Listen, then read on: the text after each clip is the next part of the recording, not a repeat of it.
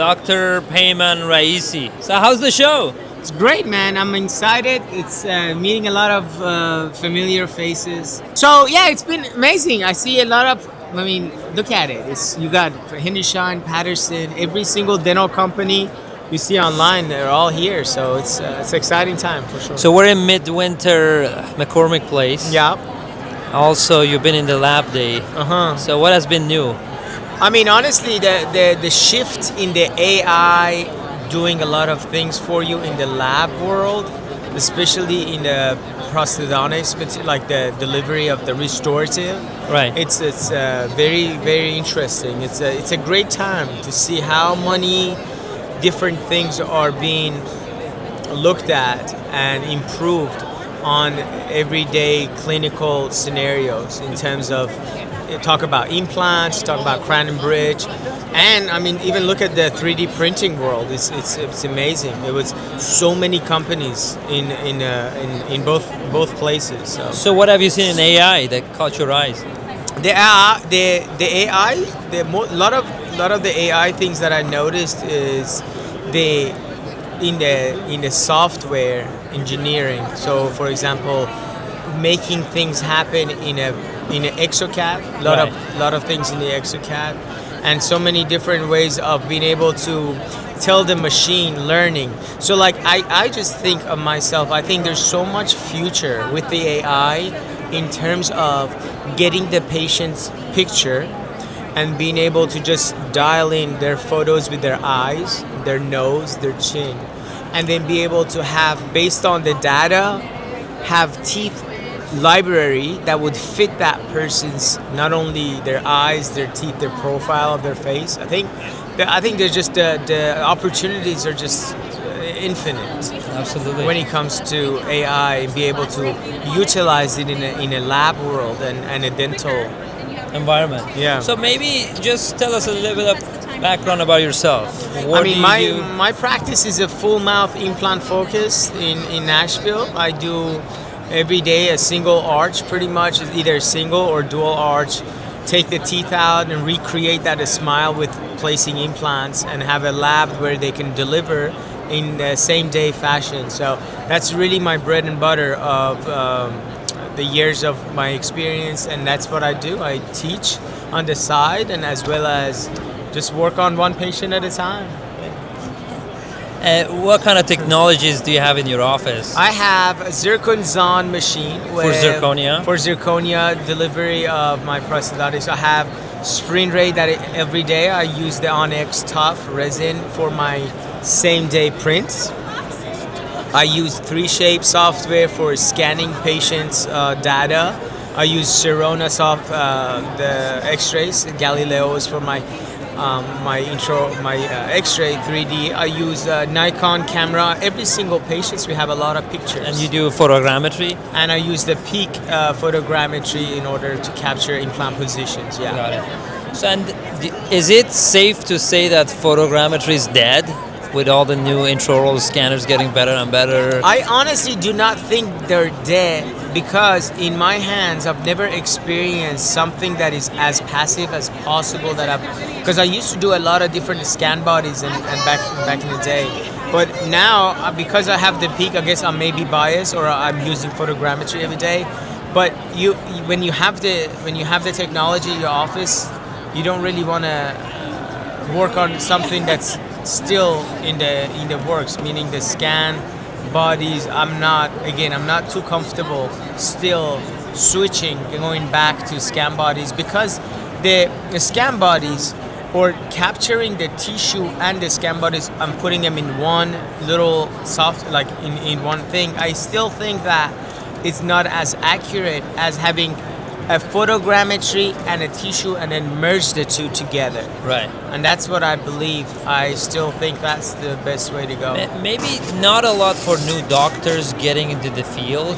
Yeah. You see even like not even official solutions that like Shining 3D has. A lot of scan bridge, a lot of hacks to get to scan the soft tissue happening. But if I'm a new doctor, I'm not going to spend another $30,000, $40,000 on just a dedicated one photo.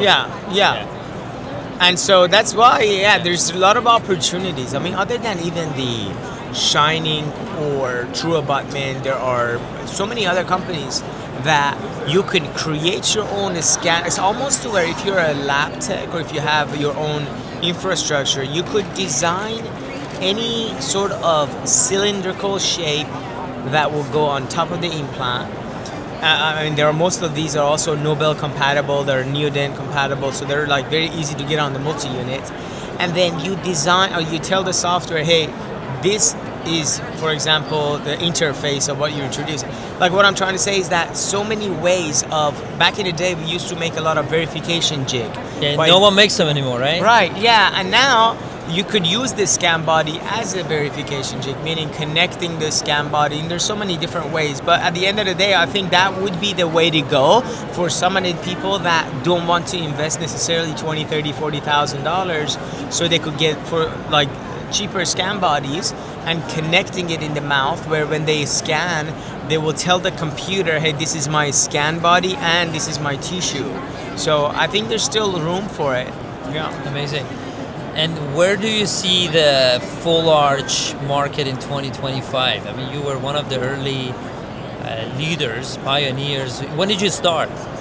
I've been in digital since 2020, 19. Your practice? Practice 2014 is when I started working. 2015, I slowly started just opening my own practice, and 2016 I opened to where I wanted to create a full mouth implant, like just a full mouth implant office. And over the course of time, I was able to achieve that over the COVID 2019-2020 era, where I was like, okay, now I can just do full mouth.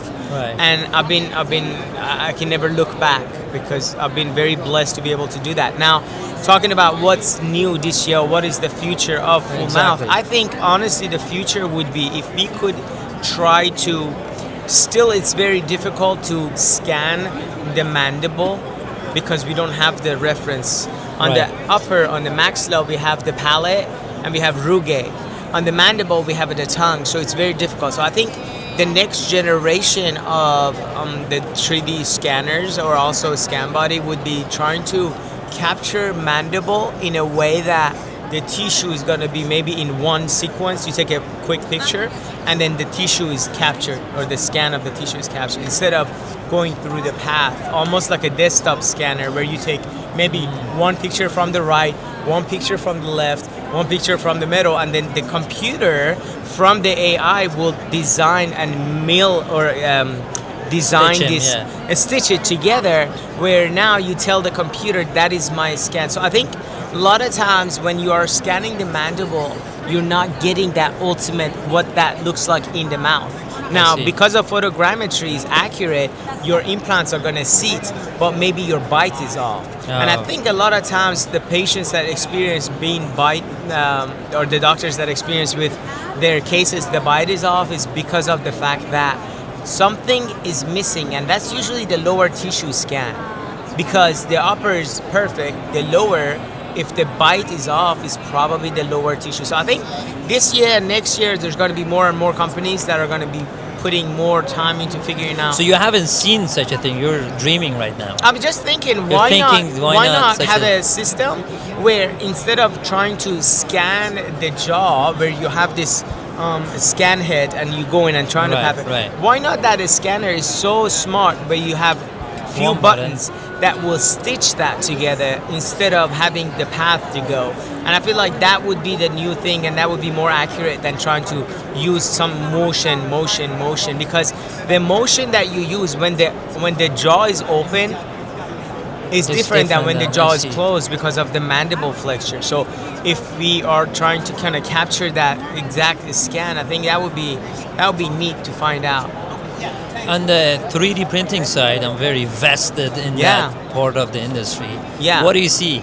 I think the 3D printing is going to be, like, say right now it's 2025. I honestly think within 2035 or 2040, within 10 to 15 years, I think I see a world where the dentists are not using milling technology as much as 3D printing technology. I think the 3D printing time is going to be so much more relevant in the next few years. Not only that it's not right now, but I just think that a lot of dentists are still very skeptical about, do I want to switch? Or a lot of people are not early adopters. They're waiting for all the computers and technology to be very accurate. So I think within the next 10 years, what I would see the world to be in dental offices is that every doctor has a 3D printer in their office as a part of, like, if you have an X-ray machine, you have a 3D printer.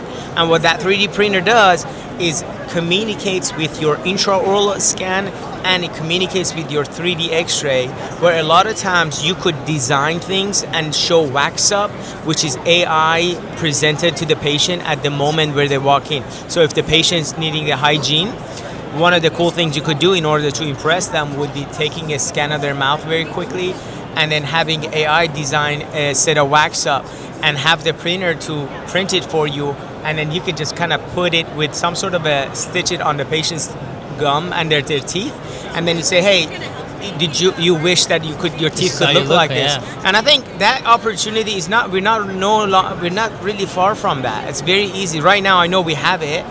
There's a company like Near that you could actually 3D printed veneers. I mean, let's talk about that. Yeah, what is it? So, talk about two appointments. You want brochures or? Yeah, no, I mean, you don't even need a brochure. Think about doctors in their offices, 2 appointments where they get patients come in, you take a scan of their teeth, and then you have a picture of their face.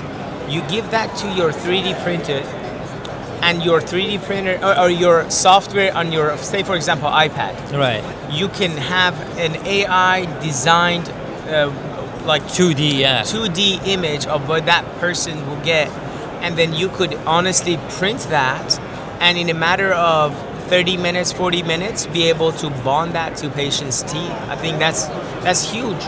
So it's a no prep veneer technology. Yeah. What is it called? It's called Near. Near. What's the website? It's near.com, right? Get Near. Get Near. Getnear.com. Yeah, got it. So you have some of them here too. Yeah, I mean, again, I'm very impressed. We talked about the future of how much the 3D printing will change the market. I think this is one of the early ways of getting people to feel more self-confidence about their smile. Absolutely. Yeah. No, the CEO was here. I was talking to him. It was pretty impressive. So we're gonna talk to him after you next. Absolutely. But what about? I want to go back to full arch. And last thing I've heard, maybe last year, was there was so much competition. When it comes to getting a full arch. Yeah. And is that still the case? In the competition for doctors getting patients? Yeah, it's always... In your zip code, how many... Oh my God. Like, if I search full arch in your zip code, there are how many hits? Like 20, 30? I would say there are so many doctors that don't even do full arch, but because of the patient traffic, they would put those words in their website in order to get the patients to click on their website. And then, so maybe that patient is not a full arch. They think they're a full arch, so they go for a consult, and they're like, oh, you can save your teeth and do implants here and there. But I think at the end of the day, the full mouth market is huge. It's still untapped. I think there's so many more people that need it. But I also think that, to be honest, the prices need to go lower, because we can use technology in order to bring the cost down. If I can deliver a same-day smile using a 3D printer, and think about if I can have a 3D printed, even maybe a metal, or have a substructure that will give a little bit of a rigidity and a strength, and then on top of that, have a flexible material like an onyx, something like that's ceramic and looks nice. I mean, we can give that as low as, like, say, for example, $14,000-$15,000. Right.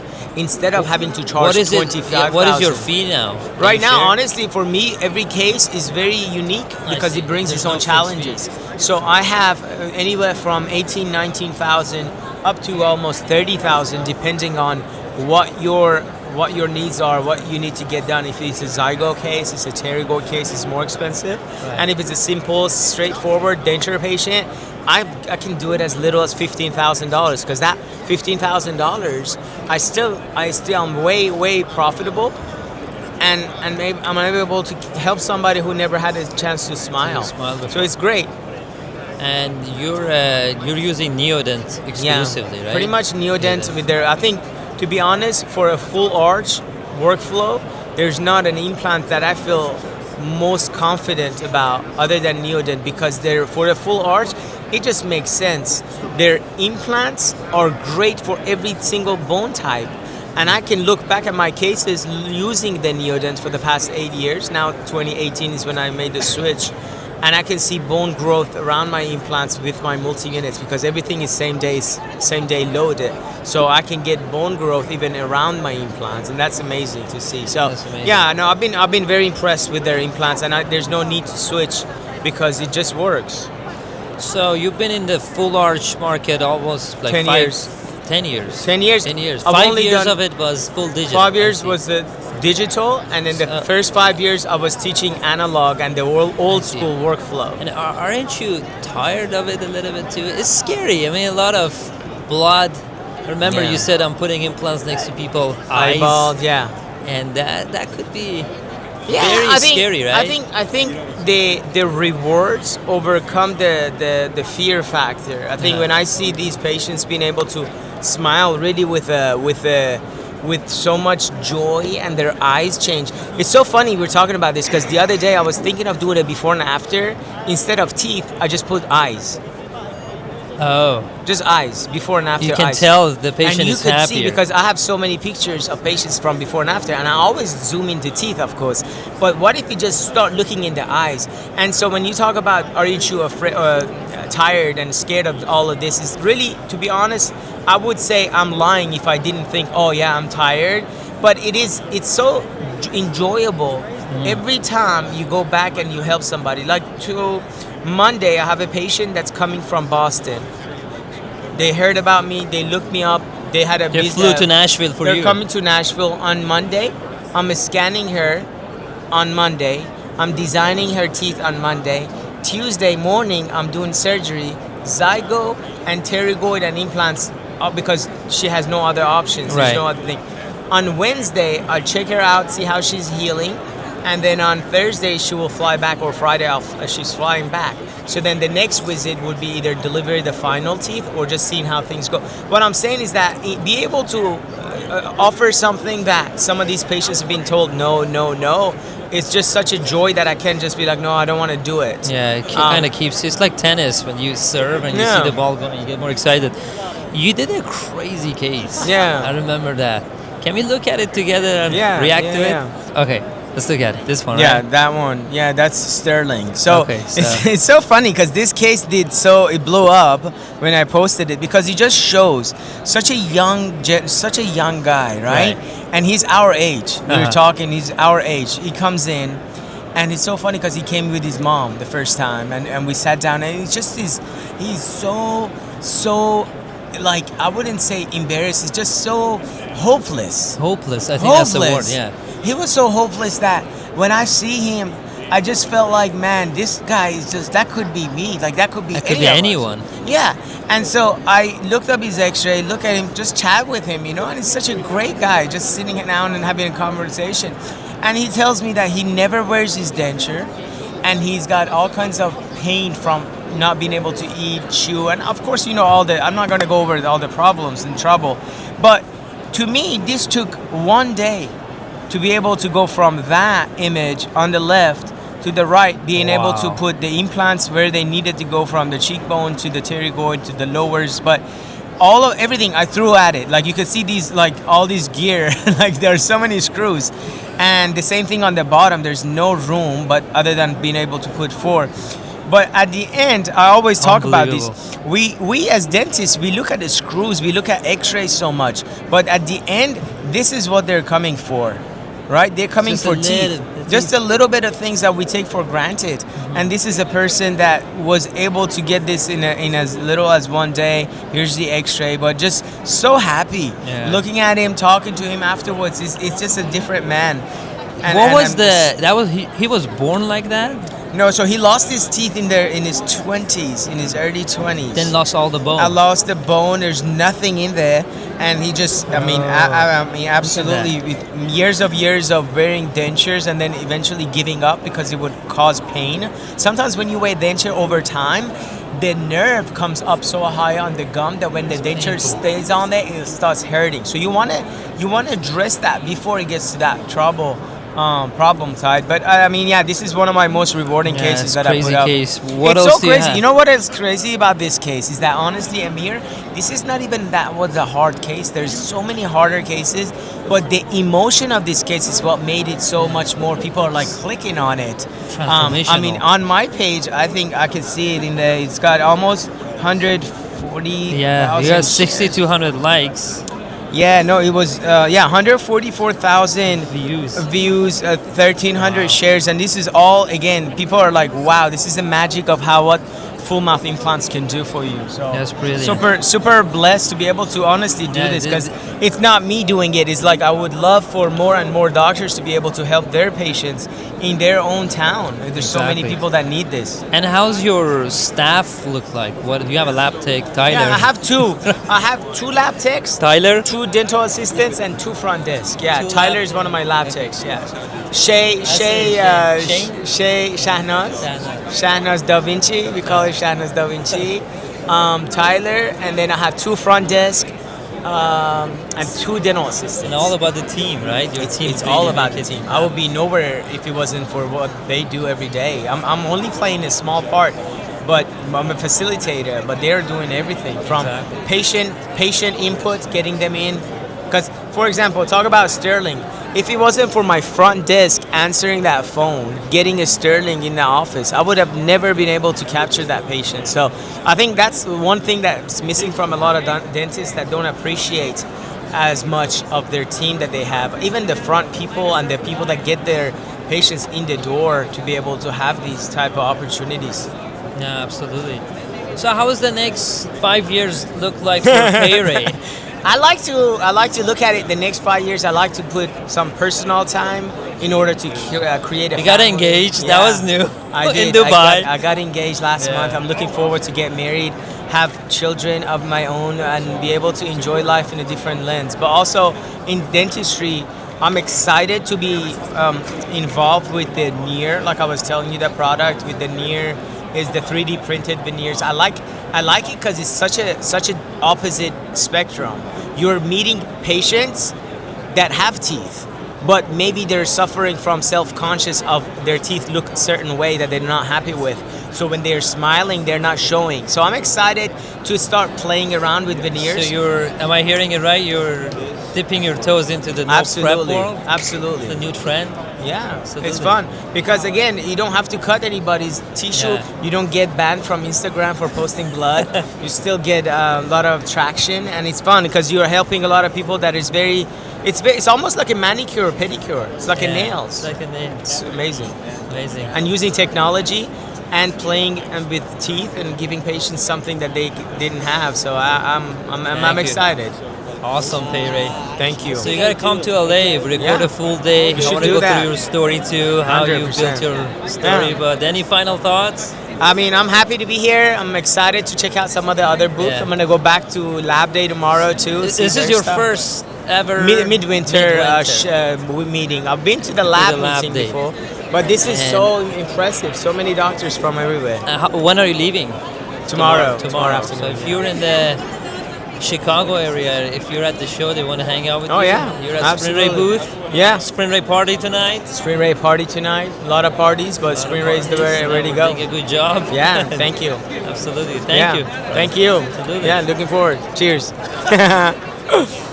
All right, so continuing it, we just finished the interview with PeyRey. So just before you guys came, but we just ran into 2 of the best celebrities, Tran and Dr. Ahmad Alhassiny.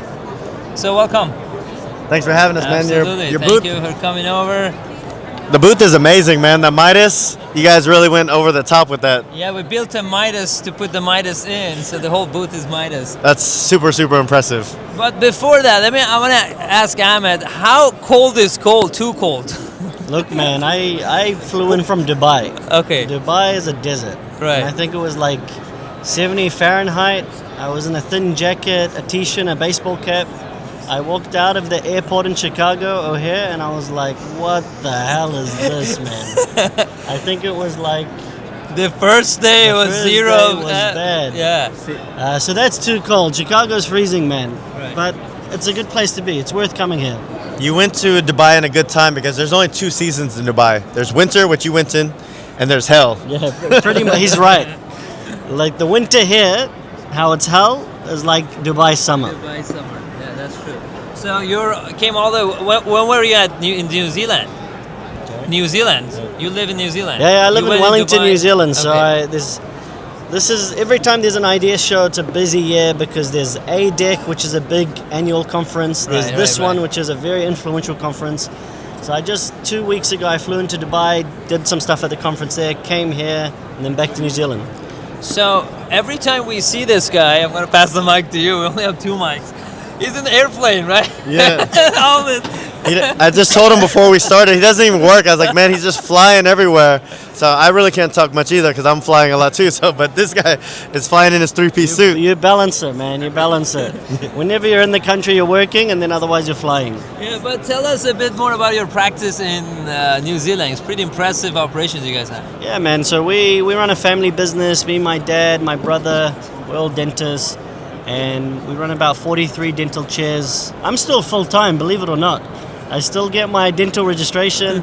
Whenever I'm in New Zealand, I'm working 4 days a week in the clinic. I love dentistry. Amazing. So we've got about 100 staff, a digital lab, keeping busy, like this guy. That's impressive, man. And a lot of printers and scanners, which is Like, IDD. I tapped into this niche of scanners and printers and digital dentistry, and it's been fun. It was the wave is coming. That's And, right. you know, if That's you right. tapped into it like this guy, it just keeps coming. It just keeps coming. I had the luxury of talking to Amir early on, and he's always gonna say, "Man, these look like Joker teeth." I can't ever get past that when early on. But you know what? I got to give it up to them.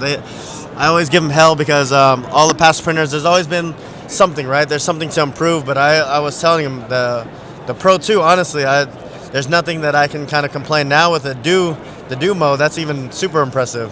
Yeah, the do was a lot of requests from you guys to ability, because a lot of times you're printing a little bit, 1 or 2 hours at a time. So we added that. Super genius, man. Everyone Yeah. I've showed that to around the hall, because people keep asking me, what did you see? What's new? I mean, there's not a lot new here. Everyone's waiting for ideas. You know what?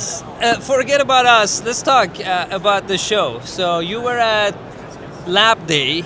A lot of fun and stuff. I think action is happening in the lab day. We're in Midwinter. What have you seen so far? What caught your eyes? In Midwinter or Lab Day? Oh, Midwinter, I think for sure. We just talked about the do mode, and a lot of these. I don't know. For me, everybody's a little bit different, right? We're kind of expanding. I just put an offer on 2 buildings, so maybe for me, I'm looking at the cloud software thing. I've looked at it. A lot of AI things, so I've looked at it many times in the past, but you got to keep an open mind, right? Just because it wasn't ready then, so that's what I'm looking at. It's very intriguing, but now as I practice a lot longer, it's kind of like I'm an older dentist. I'm like, man, what works? Do you need to really change? And that's what I always teach in our course, right? Technology, it's got to be like you got to offer something like 10x value or something for somebody to adopt, and that's what you guys really focus on.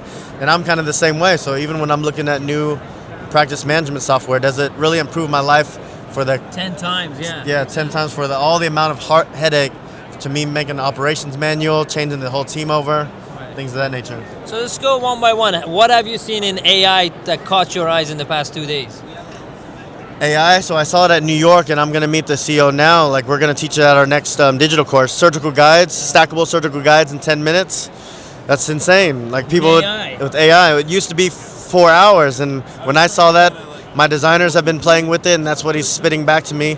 I'm not a guided person for full arch because I always said, I can finish the surgery by the time you're planning it out, so why would I do that? I mean, but we've built up the surgical skills, made mistakes along the way, but in 10 minutes, it's insane not to use the AI, and then you put it on sprint rate printer. What is the company called? Atomica AI. Atomica. I know of them, yeah. The Egyptian dudes. Yeah. So what do you think of the solution? Yeah, I mean, look, Atomic AI has been around. They're doing amazing stuff. Like the stackable guide solution is genius because we've never really had a good way of doing it. Exocad doesn't do stackable guides, 3Shape doesn't do it. It was mainly co-diagnostics, and it was, like Mike said, it's a pain. So that's a cool solution. I think the coolest thing I saw really is what 3Shape announced. I think 3Shape. What did they announce? So 3Shape announced that they're completely changing. It was lab side, LMT. Basically now, whenever you get a crown case, they're starting with crowns, into your lab portal, automatically an AI crown is made. You don't have to click anything. There's no margin line, so they're rethinking the workflow. Before you open the file, you put the margin line. You know what design is like. Yeah, you run it. Now, you run the AI. That's there's no running it. As soon as it comes in, an AI crown is there. You inspect it. If you like it, you print or mill. If you don't, you can open up their lab software. So it's not like you're opening up a lab software first, then design it. Nah, I and see even it. better, the AI design, you're not opening up a AI cloud software that's kind of half-baked and the tools are kind of average. You're opening up a lab software. It's pretty cool. That's cool. What about on the diagnostic side of things? Have you seen anything cool? Because AI to me with diagnostics is probably one of the best tools that they can do a better job than a human.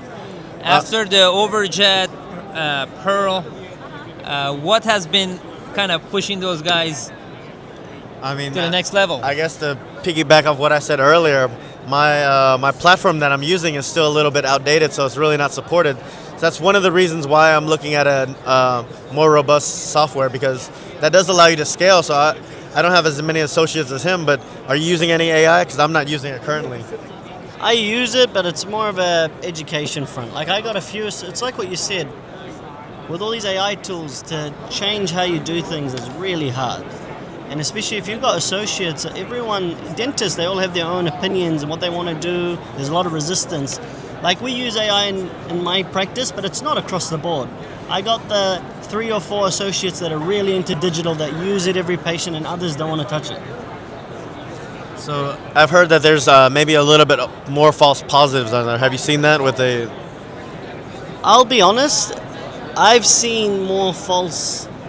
Yeah, you're right, false positives. Actually, false negatives, in my experience, and it depends what AI you're talking about. Like, I've used Pearl, and I use Diagnocat. Pearl for bite wings. Okay. If anything, I think from when I used it, and they're always changing the algorithms, I felt like it was under-diagnosing of anything. Kind of on the air of caution, if anything. But look, I'll give you one really interesting thing, is that I used 3 different AI softwares just for testing, not to flex my guts. Valmani, Pearl, and some other one, Diagnocat. And if you put the same bite wing through all 3, you get different answers. Well, that's AI. That's it. It's like dentists. If you give the same bite wing to 3 dentists, you get different answers. Are all 3 acceptable proposals, or at least diagnostics? They're acceptable, but then it's the question is which one is correct. Yeah.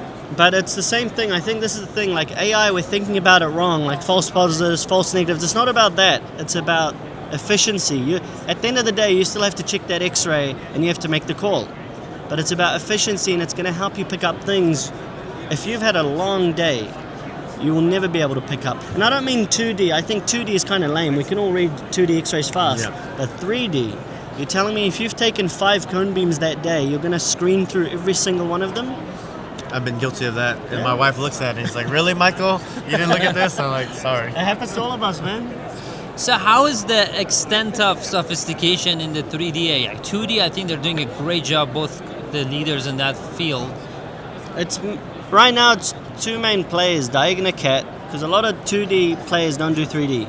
They're going to get into it, but they don't. Right now, the leaders are Diagnocat, which does a phenomenal job. They were the first on the market. They really focused on 3D.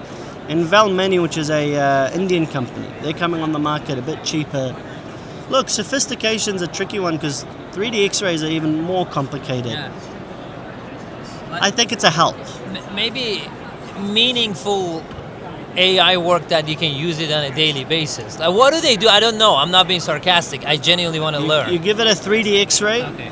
It segments everything. That's like basic AI. Yeah. It segments all the teeth, airways, the nerve, and they all do that correctly. And then they're capable of diagnostics. So on the 3D X-ray... What kind of diagnostics? Periapical infections, radiolucencies, radio opacities, that sort of stuff. In the teeth. In the jaws, any sort of pathologies. Now, how well they do them, I was thinking of something else, not to change the subject, but when he talked about segmenting the teeth, I went to an orthodontist, like to the dentist actually at Miami, and he was talking about segmenting the teeth, and you can do guided bracket placements. And he was saying, as an orthodontist, you have to be careful about that, know the threats, because if you can segment the teeth and you know all the root torques on the brackets, a general dentist can do guided bracket placement. If you need a refinement and you can't bend the wires, do a kind of a refinement in the software again, or finish with clear aligners. So I think that might change the whole industry, and that's kind of what I'm testing out now, how I'm using the AI software. I think the AI, there's like two spheres. There's the diagnostics, and it's what Mike is talking about, which is like the CAD. Which is I was going to go there. So first one is like diagnostic. The then diagnostics is reading and screening and da-da-da. And then there's the treatment CAD. planning. That's getting wild, which is like the surgical guides. Even, there's AI surgical guides, not stackables. The regular ones, yeah. Who's doing a good job on that? DiagnoCat's doing like a beta. It's not released yet, but Right. there's people doing this stuff. What about our Night Guard AI? You're using it? A retainer? Oh, God. I have my own designer, so I'm not the target market. I have my own lab. Yes, I say. You guys are not. We're not the target market. We're not the audience, bro. Yeah. So you're not using it for that? I think, look, I've used your AI stuff. I still think with AI CAD, AI diagnostics is kind of done. Yeah. There's always improvements, but it's done. AI CAD is next. Needs work. Needs work. That's the next frontier. And 3Shape is probably leading it. They're leading it a lot. They're leading it a lot, but there's still Rune from 3Shape who said there's a race right now. Who's going to make the first automated AI full arch that can bring in photogrammetry and all the different things? When that happens, it's almost game over. And then you got to see, is it going to be protected or everybody's just going to copy the workflow right away? One interesting thing about that topic is if there's a Korean company called Dentbird. I still think 3Shape leads the AI game. Dentbird is basically like the 3Shape Automate AI for everything. Crown, bridges, everything, and it's an open platform. I think 3Shape dominates because they're already in the practice. Right. The Trios is in the practice. That's a huge advantage. It's like having the app on the phone.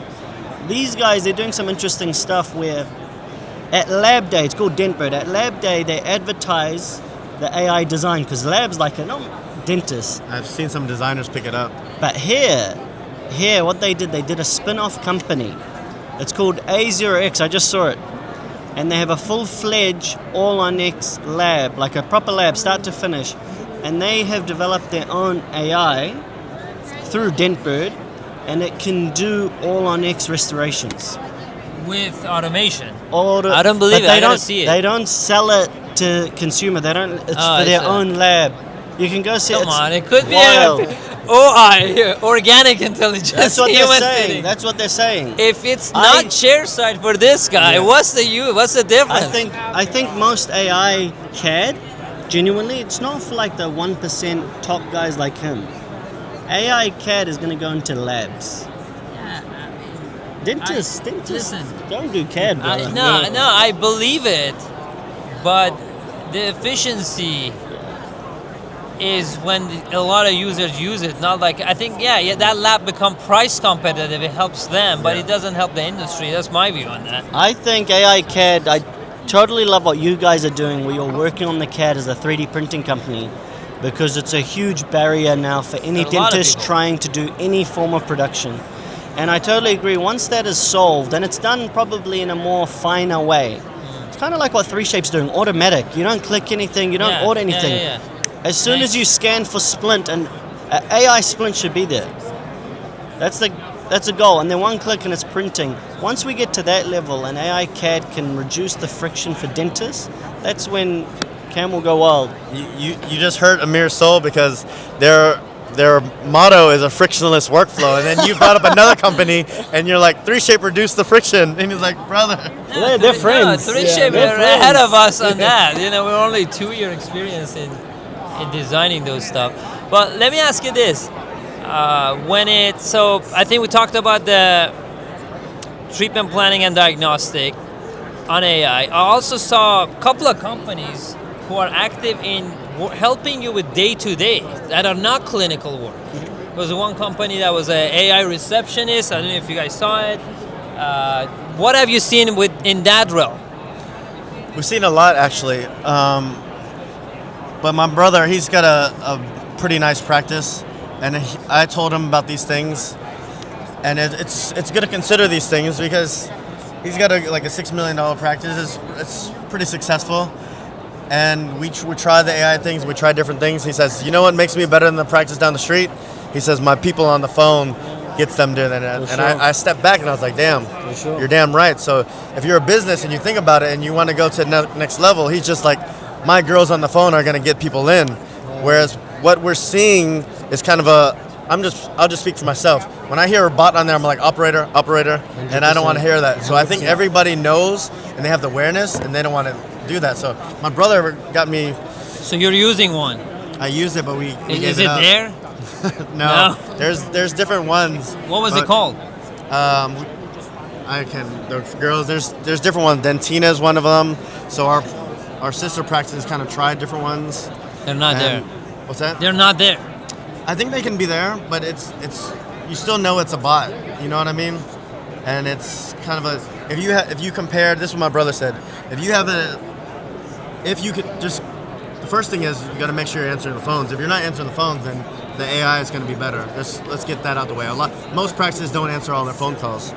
But as my brother said, he says if you put your AI bot versus my person that's a highly trained salesperson on the phone, he says why my practice wins is because of my salespeople. So he made me think about it. So it's like, this is where you have the human capital in it. This is practice management. Everybody's got to build up their practice. Human capital raising is not easy. No, it is. What do you think? Anything in New Zealand? We get everything last, man. Don't tell me that question. I have to come to these shows to get anything. But look, I totally agree with Mike. You're asking us the question, is it there? Well, it is. Like, you can have AI bots, and I've tested one actually. They hit me up. For the reception? Yeah, reception. And it's kind of crazy. They actually have a test line, a test number. That's how they sell you on it. You can call it and you go through. Yeah. Look, is it there? Yes, it is. It can do basic things. It can tap into your practice management software. It can book. But I totally agree with what Mike's saying, is that, look, man, a high-level salesperson on the phone, humans like that connection. When it's a bot and there's a 1 second pause every answer. So I tried to test different solutions for sprint rate on the customer support side. This was my, again, assessment for the state of the industry or state of the technology today. Here it comes. You guys know what IVR is. Which is press one. I think at this point, every solution I tested or customized is a smart IVR. It's more like instead of waiting and hearing some guitar playing, they can assist with some basic task or maybe schedule something. It's not, none of them were at the point of replacing a receptionist or let alone the experienced salesperson converting a case over the phone. That's what I think. Is it better than nothing? Yes, but you got to set the expectation that this is just a smart IVR. This is not a essentially receptionist. What I think is really smart is what Mike said, is that one of the number one killers in a practice is not picking up the bloody phone. Missing calls. Happens all the freaking time. Global issue. And I feel like where AI could be super useful is like the catchment, right at the bottom. When the reception is blowing up and you're getting calls, at least something to pick up the phone. But now it's very interesting because we want to, when somebody calls our practice, press 1 of your new patient, press 2 of something. We started noticing when we put that IVR in there that some people just hang up before you even get to the call. So then we have to take that off and you lose metrics, right? And then consultants in the industry said, you're going to lose everybody's a little bit different, about at least 10% of new patients when you have the IVR system just on a simple prompt.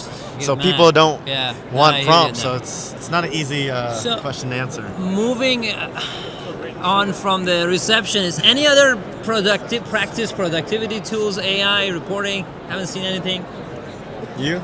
Yeah, AI side? On the non-clinical AI, helping dentists. Like I don't really get involved in it too much here, but when I walk around, there's a lot of like AI will sort out your insurance claims, AI this, AI that, AI practice management. I know Pearl at one stage was toying with, they got rid of it recently. Well, not recently, since last IDS. They used to toy with this idea of Pearl which does the diagnostic x-rays, used to tap into your practice management and give you advice on like efficiencies. Used to, they don't do it now? I don't see it too much. They don't advertise anymore, or that maybe they do and I'm out of the know, but like there's definitely that sort of AI going on, but Yeah, it makes sense. it's definitely not mass market now. So, going back to human capital, this is what I have to kind of weigh out because we have a call center, so they're remote, so the labor price is a little bit less.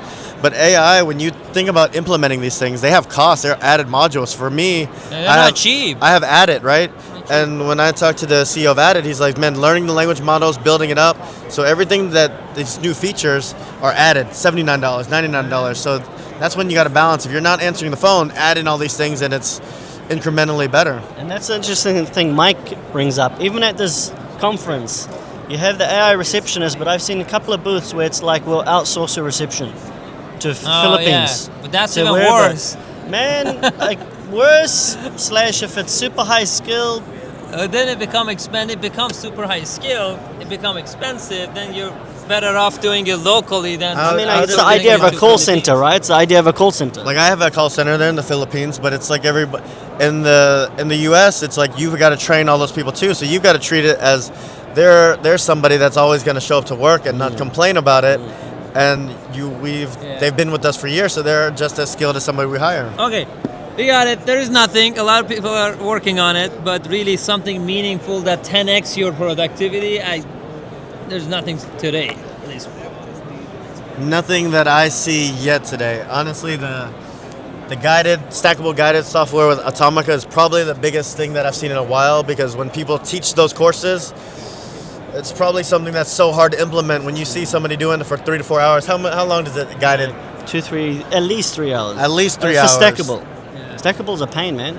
And then the worst thing is when we've done it at our courses, when the company that designs it does it and then it doesn't fit, that's the most embarrassing thing. We've had that happen. And also often you're like mixing softwares, like people use Blender. And some of that. Yeah, It's like yeah. it's not. There's no fine solution. Shout out to Atomica. I know Yahya, right? Yeah. Do they have a video in their thing? They in their do. social? Atomica AI. Let's take a look and react to it. Atomica AI. All right. So I'm gonna. I don't see anything here. It seems like it caught your eyes. I don't know if they released it. Oh, it's On not there. released. I think it's still beta. Okay, nothing under social, but shout out to Atomica. Caught the Maybe expert's they'll- eyes. Is that it? Automatics? No, that's segmentation. Segmentation. Yeah, that's teasing what was next, but they.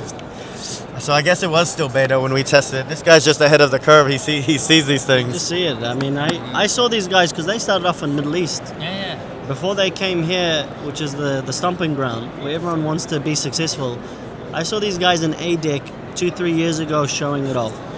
And yeah, like super cool. It's like what Mike says. It seems like the solution. Yeah, no, I'm knowing them very well. Great guys. Cool. So now let's go to the output, which is at this point either you mill or you print. What has been up with the milling technologies? I saw one thing this booth. What is? I mean, this conference. what is it in the milling side? Curare, Noritake, released another zirconia, new zirconia. It can be fired within 9 minutes. That was the only milling thing I've seen. So, Extra correct, fast sintering It's been zirconia. 9 minutes. And that was it. impressive. So is it opaque then? I don't know, bro. I didn't see it. Who knows? But all I will say is it's honestly a sign of the times. Because go back 5 years ago and fast sintering zirconia was like amazing. biggest thing, yeah. Everyone would be talking about it. And now it's kind of like everyone's here, your booth. So you can feel a change in the industry. So that is, I've seen that with some of our doctors. Sometimes doctors, if somebody has somebody from out of state, we've come up with there's materials that they do a 4-hour sintering, so they come back the next day and they fly out, and they're not scared of it breaking. Onyx Stuff 2 does a great job. But kind of what I spoke on, and for the milling side, is I was speaking to labs yesterday, and I spoke for Up 3D, but they've got a affordable mill. But stepper versus servo, a lot of labs didn't even know that. But I wouldn't, at this point in my career, I wouldn't buy a stepper mill because a servo is like a closed loop mill. So it's a lot better, a lot more suave, better solution. More precise, yeah, absolutely. So I saw a big Ahmad Gerbach chair side that's supposed to be chair side. It was massive. It was huge. And, I mean, at this Milling point, machines, the chair side ones, the majority of them are lab mills smaller or not made to thin. be chair side. I see. It's not a chair side focused solution. Got it. It's a lab company that is trying to get their thing to work chair side. Yeah. Good machines. I had a Ahmad Motion 2, bloody nice mill. What is your mill? So these are one of the things that when I do our courses, I've said that honestly, it's kind of when you look back at it, Sarek has just been 20 years ahead of everybody, and to this day, nobody has able to emulate them at the same level. I don't know if you agree with that, but like I've tried all these things. No, to he try to agrees put with in. that. I'm the Sarek guy, man. No, look, I wouldn't say on the level of like, let's say detail, but on the level for a clinician. We're clinicians. Yeah. No one. I always say it in terms of. I've been telling you for years, man. You want to punch me in the face every time I tell you. For same day dentistry, Sarah kills it. Kills it. Totally. But this is what I was speaking for them in Las Vegas at our AACA. But I said, what about Sarek? It's like at 8% penetration, and sprint races they're at about 16%. So when you have a barrier to entry that's $150,000 and you've been out for 20 years and sprint race overtaken them, what is the market always chooses, right? So It's all materials. We know that. The difference between printing and milling is the type of materials, and as the materials get better on the printing side, you see more and more procedures happen. I have a question for you, Amir. Tell me. And I'm going to put you on the spot. Put me on the spot. Do you feel Right. there's a theoretical limit with how far we can go with resins, or do you feel like there's a lot more we can go? Obviously, it'll never be a Yeah. zirconia. It's never going to be a Yeah. zirconia. But do you feel we're getting close It's- to the theoretical limit, or we got a while and a range of materials to No, come? that's a good question. I don't think if we're at the theoretical limit yet, and you get to see things coming out of us, our partners, but I think there are theoretical limits to hit zirconia, fully sintered zirconia, or glass, fully sintered glass. I think the properties will get better. The functional properties that you care about, fracture, bond, and wear, and aesthetics. I think really there are 4 elements to that.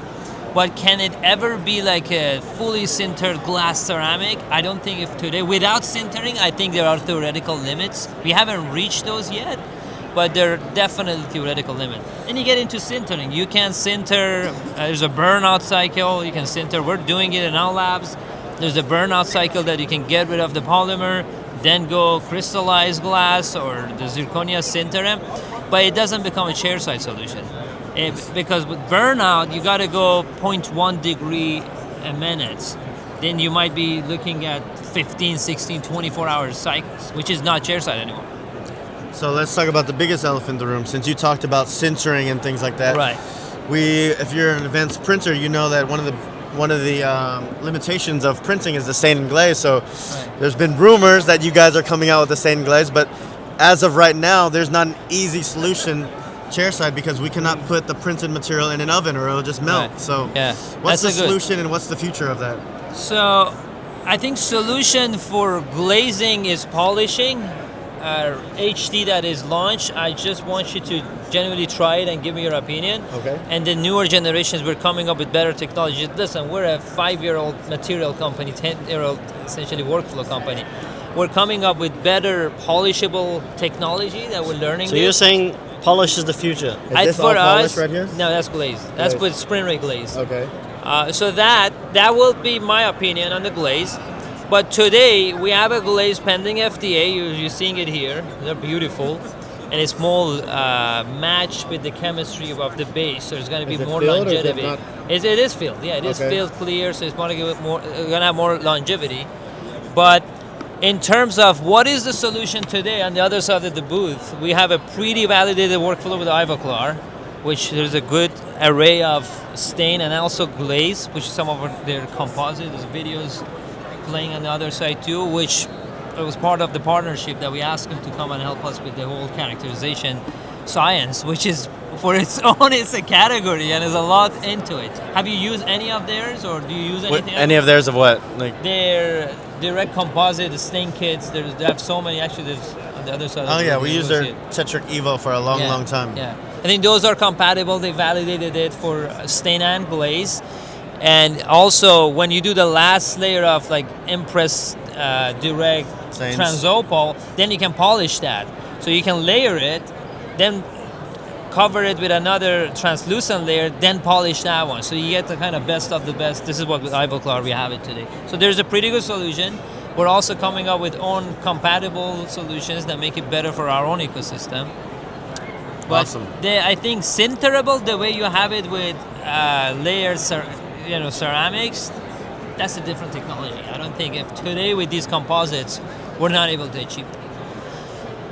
Awesome. So what And about that's everything. No, I'm joking. So what about Midas? Midas. See, we built a. Midas. What the is- thing that's rocked the industry? Everywhere I go, everyone's talking about Midas. Every company I talk to, Midas. Why is that? What do you think? I think it's how simple you made 3D printing. I think that's what resonates with most companies and most dentists is that guys like me and Mike, we've been digital for a while, and we forget how intimidating all of this is to the average Joe. Average Joe dentist, they see dripping, they see tanks, and it's intimidating. And I think one of the main strengths, not only the material promises, but I think it's how simple you made the whole printing thing. There's nothing, it's a capsule, it does its job, it comes out, it's fast. And I think that's what's resonated the most with people and industry. And the other thing is that, look, there's over 300 printers in dental. Over 300. Wow, that's a lot of competition. There's a lot of competition. And the easiest way, I feel like, to stand out from your competition is to have a product that you can't compare directly to everything else. Every printer has a build platform, a resin tray, you pour resin, they all That's a use good point. Pactent. And when you stick out, it's like you get attention. Yeah, no one. I mean, I'm sure they're gonna try to copy it. We got a lot of patent on it already. But overall, I agree with you on that. What do you think, Mike? I'm gonna be honest. Like when I'm testing the Midas, it's bittersweet because I don't even do restorative. But to test these things, I'm out there doing the fillings, which I'm usually doing implants. That's the little truth. I'm doing it.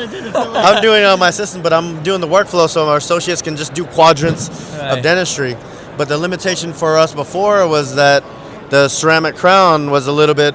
I told him my assistant says because I did it high water. I did it high water. I fit it in. My assistant was like, "No, I don't want to do that." So she's in. They just gave me the HT, so this is gonna look amazing. That's gonna be a lot better. That's one of the big things. But honestly, this is great for the restorative dentist. I'll put that on that side. Give me the Midas for a full arch, then we'll be in heaven. Get that new one. Well, wait for ideas. And you know, a lot of people don't realize you can use the Midas for other things. Even industry, they're going to be shocked again. Yeah. A lot of industry I talk with think that Midas is just for crowns. Yeah, well, things will change. You guys know it. We're not standing still, so we're definitely pushing that forward. So the HT resin that was launched, that addresses the aesthetic problem you had too. We talked about it in Dubai. That you don't like how it looked, but this one, like it. I think it's like comparing first generation zirconia. You know, when it first came on the market, it was ugly as hell, opaque. Gotta be patient. I'm patient. Yeah. I've learned to be patient in this fast-moving industry. Absolutely. I mean, just look at the Onyx resin. The Onyx Tough, the early ones looked like so super opaque, super yellow, and it's come a long way. Onyx Tough 2 now, then comes the shades. You know, honestly, we used to always print out bleach shades and stain it down to go A1, B1, and whatnot. Now we're just across the board, give everyone B1, just highly polish that and put the gums on, and everybody's happy with that. It simplifies it, because when we used to do just a bleach shade just to make it easy for everything, but when you adjust the bite or something, then it shows through white. So we're just B1 across the board, makes it simple. Yeah, I think Onyx went through 3 generations to get to what it is, and we're still pushing it, making it better, more translucent. But no, I agree with you. Ceramic crown was the first gen of highly filled printable, and that was definitely getting better. More stuff coming. You guys know it. Keep pushing. Ideas, 1 month away. 1 month away. So are you going to be at the IDS? For sure, man. What I about wouldn't you, miss Mike? it. I'm debating it, but I guess I'm going to book my flight. I haven't booked my flight yet, so I need to just do that. I haven't booked mine neither, but I'm going to be there. Hey, you know what, though? Last time I went to IDS, I was in line to get a signature from Hossein Bolt, and they pushed me away. No way. He had enough, man. I didn't want. I kind of felt bad for him. He was like, I don't want to mess with these dentists anymore. He's not gonna be there this time. He's gone. He's gone. Great Yeah, marketing. he's still Great a marketing, friend of ours, right. but Amazing marketing. The best marketing company in dentistry. thank you so much. We take that compliment. Any final words, guys? Nah, I love the push. I love the innovation. As he said, there's 300 printers out there, so that probably keeps you going. But you know what? Great companies focus on themselves. They don't even see what the other market is doing. So, Wise words by Mike. I would just say, look, everyone has to get into it. This is just where the industry is going. There's still, estimations are 60% of dentists have scanners in the US. Crazy to think about it, right? There's still a lot of people out there with half no... of the people. when I first started teaching, we talked about a 12%, then 20, 25. Then the lab numbers just kept on growing, and then 60% now is insane. But out of those, though, it's kind of by volume, right? So it can be skewed a little bit because maybe the digital dentists do more than, say, the practice. That's the only thing that might be a little bit skewed on the side. Yeah. No, I think for anyone who's listening and they're on the fence, it's just, this is the year, man. You have to get into it. And the natural progression to me for a general dentist after they get a scan is a printer. And this is why I think that printing will far exceed milling in-house. we wholeheartedly agree with you on that. Thank you, guys. Thanks for Fun having us. conversation. Thank you, brother. Nice Have to see you. Good fun to at the see you, show. man. And tonight, Great chat. you guys will be in our party, right? Of course. 850 people has RSVP'd. So I don't know how many will show up, but come early. Thanks, everyone, for listening. All right, continuing the podcast from Midwinter, Chicago, day 2 on Friday. It's almost 4:29, closing the day, but we happen to be next to TRI with the Tobias Richter's team, CEO of TRI Implants, one of the most innovative in the segment that is hard to be innovative. That's Absolutely. what I categorize implant segments. Absolutely. I attended your lecture on Wednesday, and what I loved most is that you are talking about defining product categories, right? Where you really stand out with the Midas printer and really take printing to the next level. And I think that's what we do with implants. We eliminate the abutment and we create a new product category for how you can actually restore directly to the implant with eliminating cement, abutment, having better biological results, and everything chair time, like immediately. And that's obviously where the printer comes in, where you have enormous return of investment by the patient leaving the chair after 30 minutes with the Midas printer 10 minutes, right? The crown? Right. We get to it. Don't go too All right, fast. sorry, I'm getting too So, excited. first question. How many implants companies are out there? I have stopped counting. It depends on the market. In the United States, less, because the FDA requirements are there. But I would say globally, like especially South America, Asia, probably in the hundreds. In the hundreds? In the hundreds, yeah. In the US, less, because it's a tough market to enter. And luckily, and you have to prove yourself. But yeah, quite a few. And all of these hundreds of implants exist on the triology of implant, abutment, and a crown. So I think there's really not been a lot of innovation in the last 30 to 40 years, despite all the high tech that we're seeing. And we have finally broken through this glass ceiling by eliminating this abutment and creating true liberty and eliminating all the limits that there are that the abutment brings to the table. Yeah.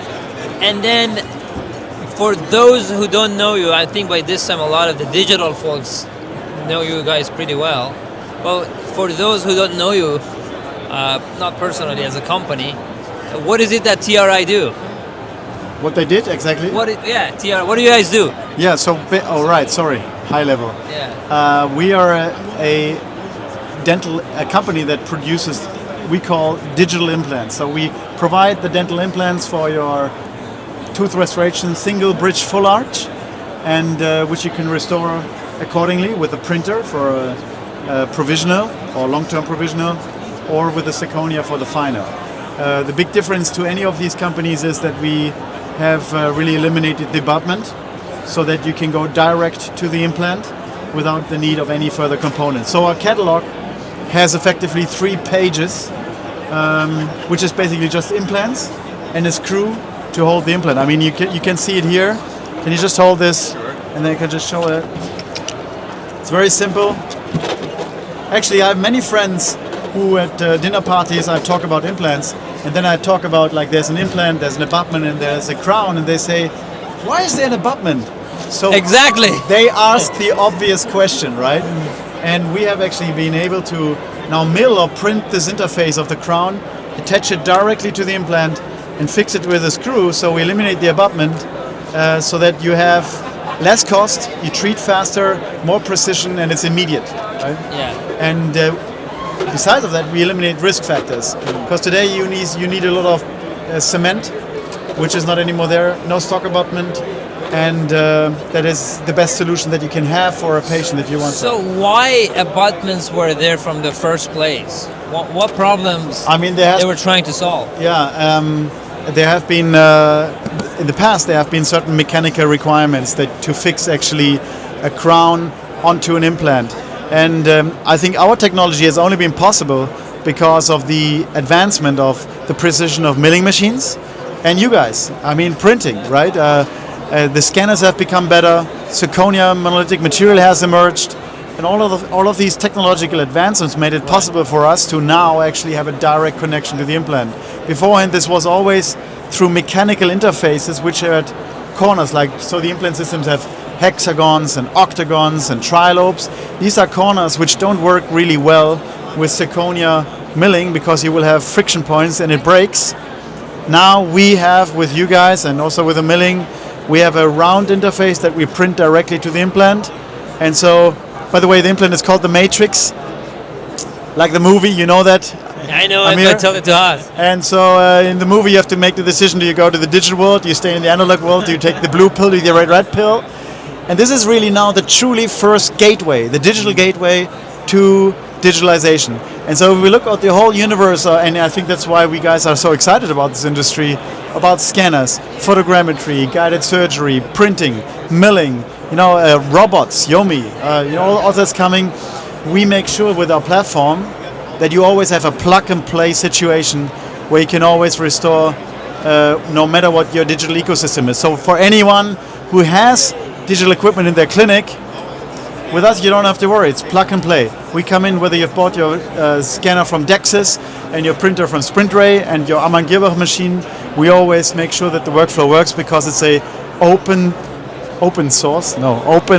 interface for any technology out there. I just want to make sure Hoss is following.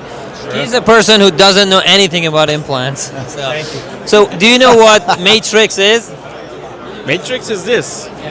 That's the brand for this, right? What is it? Why Well, is it so unique? Why is so unique? Because it doesn't have any abutments. Awesome. Directly to the implant. Yeah. You print directly the crown. For that interface, you screw it down. And I think, I think that's why we love your company, because you're so innovative, you're pushing it. But just to give you an example, if you have an implant with a digital interface, we have now created apps, 10 apps, and 8 out of these 10 apps have just been made for printing. So you can print your provisional crown, you can print your healing collar library, you can print your scan bridge for full arch scanning, you can print your guide, you can print a full arch before you place the implants, and so forth. So you can print a bite fit to have the vertical and horizontal orientation organized, and all of this is possible with no extra money. You buy the implant, you buy a SprintRay printer, you get the resin, the Onyx Tough 2, we love the material, or even the ceramic crown, and then you print directly all the needs that you have in your clinic. And I think this is you empower the dentist in a way like never before. Right. Plus creating a return of investment that is unbelievable, right? Yeah. So, just for provisional crowns in the Boston area, you can print on your printers a provisional crown, which costs, what's the cost? $5 maybe? I don't know. And you can sell it for $400 to $500 to a patient as a provisional crown. And I think that's unbelievable for the dentist to have amazing return of investment on your machine, but also a super value for money solution on dental implants. Right. Yeah. How did it all start? How did you get to the idea? Yeah, so we started out, so I have some history first with Straumann and then launched Implant Direct, sold the company, and what then happened is I thought about what's the next big thing? We thought about that we believe digitalization is going to change dentistry. And we asked ourselves, what's the biggest hurdle that we have in implantology to actually be truly digital, and we identified the abutment. So Right. this was the concept. But then it's quite difficult to eliminate that. So we had to develop the implant. We had to develop the CAM software that is integrated in the CAM files. We had to develop the interface to the printers. We had to develop the screws that are holding that, have lots of loading tests, and that led us really then to this idea. But the true idea was, let's create a seamless digital workflow, and for that we need to eliminate the abutment, because it's anyone who's saying he wants to have a digital workflow and uses abutments is sort of having like it's like lying them a little bit, Right. not truly living up to the potential there is. And the best example was when Amir came to our office in March last year to print the first implant crown on a Midas worldwide. 10 minutes. 10 minutes. That was unbelievable. And you guys, this guy has to cut this into the movie. After 10 minutes, you print the crown. Yeah, we have the You take it. t-shirt. You take it out. You put in the screwdriver and you fix it onto the implant. Right. There's It's- Christian Coachman. There you go. He knows about that. We always talk about this, removing things that makes life easier. Oh, you I know? know. Yeah, remove another step. I always say, we can talk about benefit statements like Right. we make it cheaper, we make it faster, we make it immediate, we make it personal, we create mobility. But the biggest benefit that all of us can bring to customers is simplicity. Correct, yeah. If you create Simplify. whatever we do in life, right? If a company is able, like Apple or any company, to create a simple solution for a customer, you will be successful. Absolutely. I think that what you guys have done, that what we are doing, and the power of our mutual technologies is just unbelievable. So 10 minutes, just imagine, with your Midas printer, the doctor can place the implant, 10 minutes later, restore a crown onto the patient. Yeah. So when, you have a snowboard accident, and you don't want to tell your wife, you come to our dental office, you get an implant placed, we Nobody print the will crown. know. Nobody will know. Here, You have to show it in the camera. Here you go. this is me in your That was the office in worst, Zurich. the world's Oh, yeah. first implant-based crown printed on a Midas Also, printer. that's one of the very first Midas units. So. Was it? It was Oh, you- pre-shipping, so it was one of the final production units, early that I was Capsule is put traveling. on top. 10 minutes That later. was 10 minutes. It Now was watch out. unbelievable. This is our CTO, Sandro. He takes a screwdriver. So with any other system, you need now an abutment. You have to get cement, fix the crown on the abutment. To fixate here, he just takes a screwdriver. It doesn't get easier. Yep. The configuration of the interface is predefined in our print files. He screws it onto the implant. Done. Yeah. That's, High five. That's magic. And there you go. No, this was We call this truly actually magic. scan and smile. Our slogan. hour. Yeah, we Yeah, call it we call was- it scan and smile in 1 hour. Here we go. It was Actually, it's scan and smile in 10 minutes now, not 1 hour. It was truly magical. Probably this question is for this guy, because a big need on to achieve this, we need a very fast design solutions, which currently doesn't exist on that's the a very good workflow. point. Yeah, So, what's your thought on that, Hoss? That's Are exciting. you gonna ever give the users a design solution that is easy to use for implant crowns? The answer is yes, absolutely we need to do that. We just talked about having to make it simpler and simpler. So part of our AI strategy as of now is that once we finish working on the actual crowns themselves, then from there we're going to drive this other functionality, which is essentially taking your implants and then subtracting that from the crown geometry itself, and then getting to an implant crown with the screw hole and everything. So you can then print it on Midas very quickly, and then do exactly what you just showed in the video. So that is definitely part of the plan. that's amazing. Yeah, it's going to be awesome. And because design services are really designing is not in the nature of a Nobody dentist. wants to do it, yeah. Nobody. And that's been so. If we look at guided surgery, right? Guided surgery was developed in the year 2003 by Nobel Biocare, actually. It hasn't picked up. It's at 10% of the market. Although, you would, as a patient, ideally would like to have an implant placement. And one of the biggest challenges was that the design of this guide always had to be outsourced, and it couldn't be done in the same moment, right? If you are truly able to provide AI-based crowns and designs for That's the applications, goal, yeah. you are gonna, and I use the term, and I think you should use the term as well.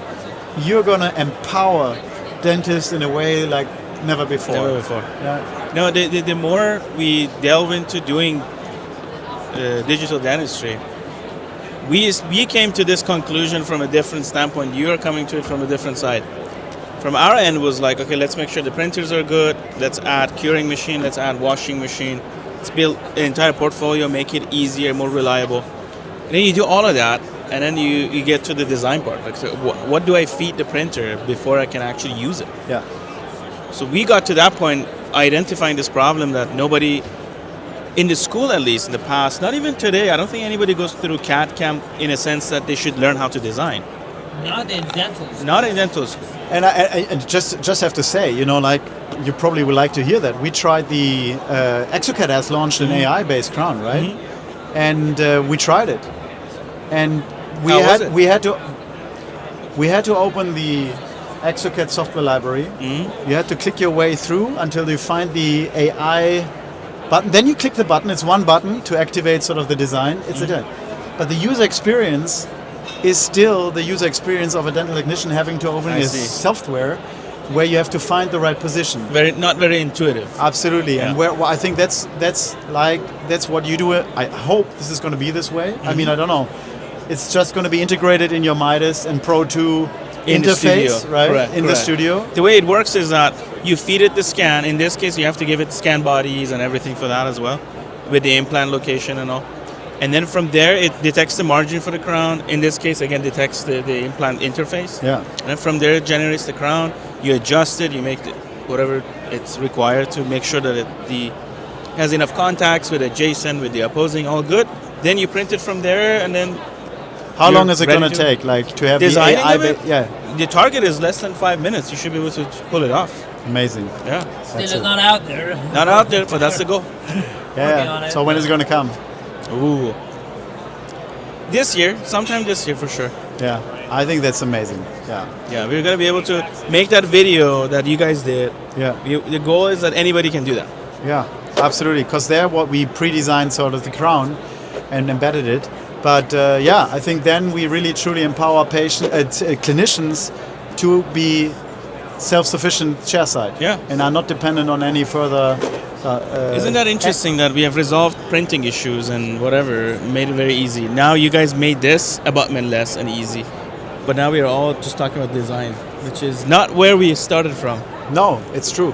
Yeah, absolutely. That's the big problem we need to resolve. Yeah. So you guys have been walking the show. I was mostly in the booth. What have you seen?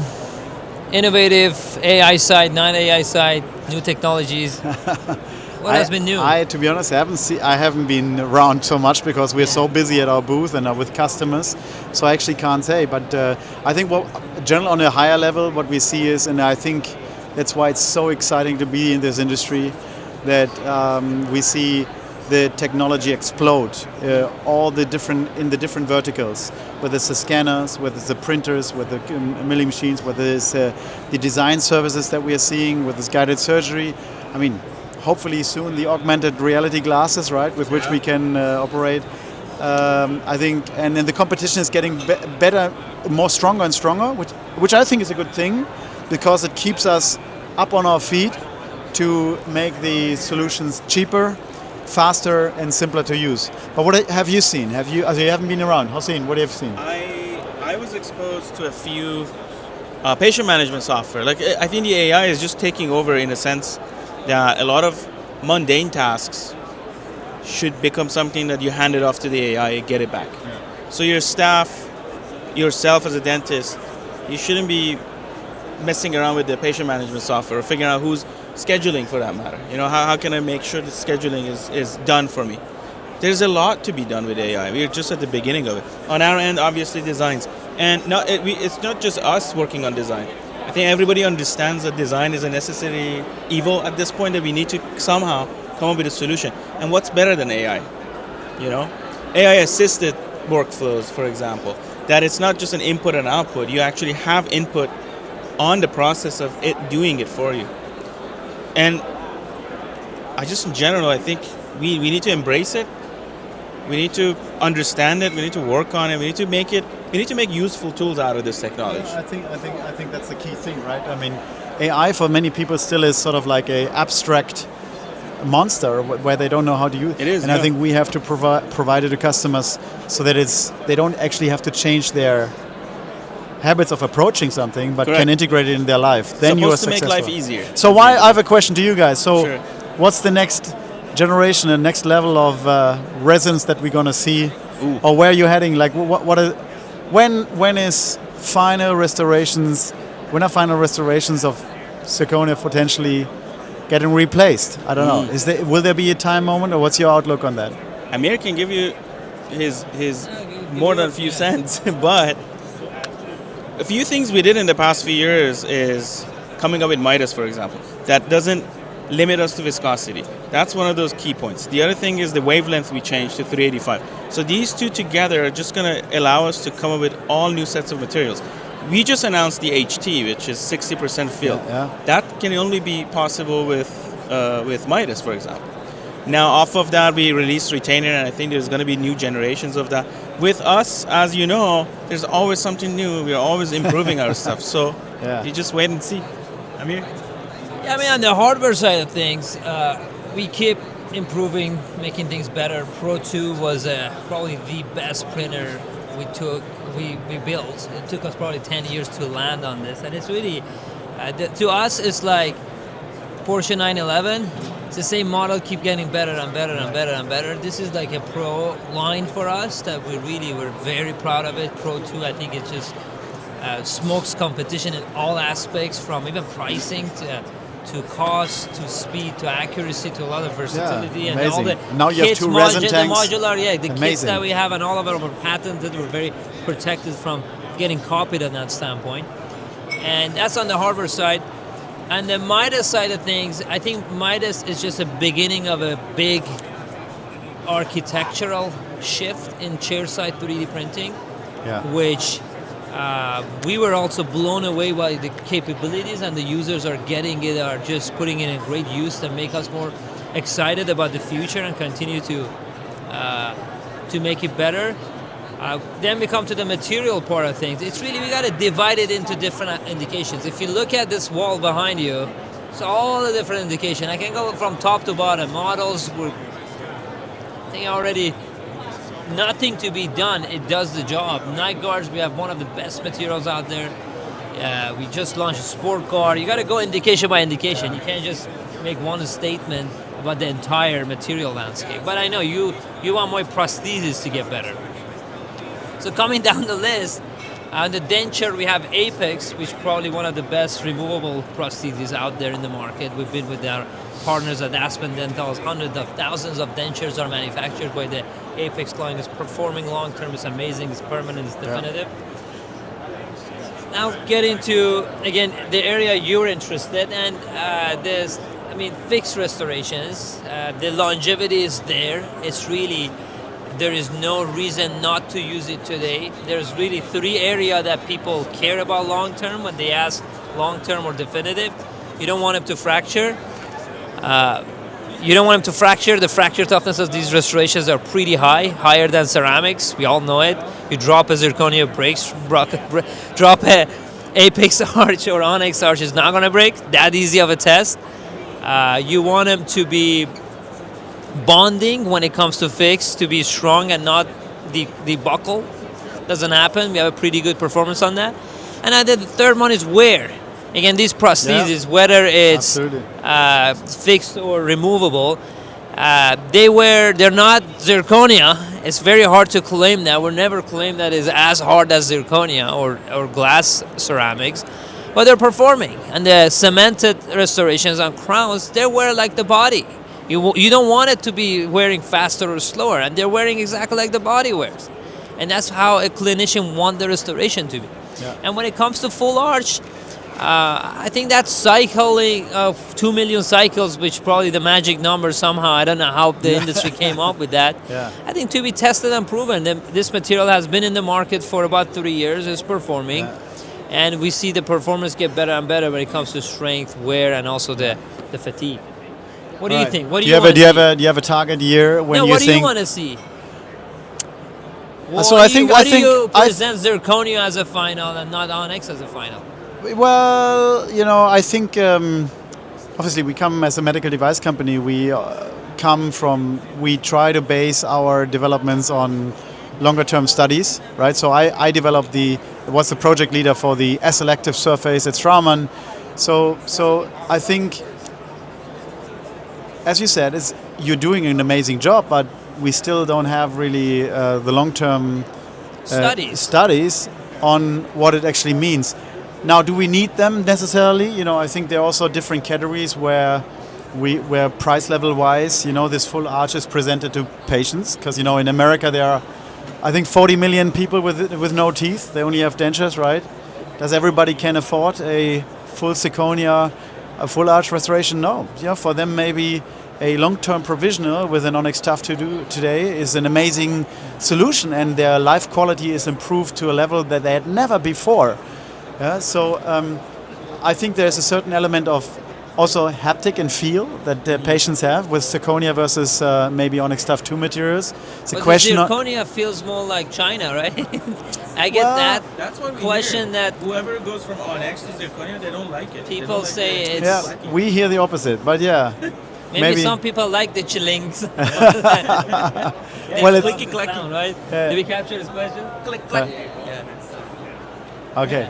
Gotta go, Tobias. Yeah, gotta go soon. One more thing, though, I want to say is, and that just shows there's the magic of printing, what had never been possible. I just want to show this example. We call this teeth to go. This is a full arch, which has flexible elements in the full arch, which is only possible with printing, right? You can't do it with milling. We have a patent on it, and so you can now produce the full arch before the implants are placed. So we produce the full arch, the implants are placed, then the full arch is positioned on the implants because they are flexible positions. You then put the screws in, it's fixed.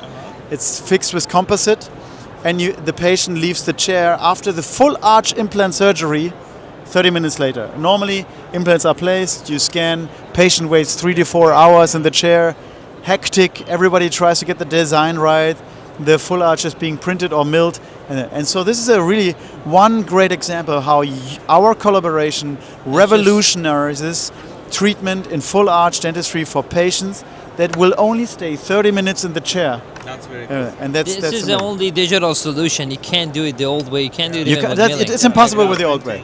Only possible with digital. Thank you, Tobias. Amazing. Great catching up with you. I think we're going to talk again in IDS. Awesome. Absolutely. Looking forward Next to highlight. seeing you in Cologne. Let's keep on disrupting the industry. We will. Take care. Thank you. Bye.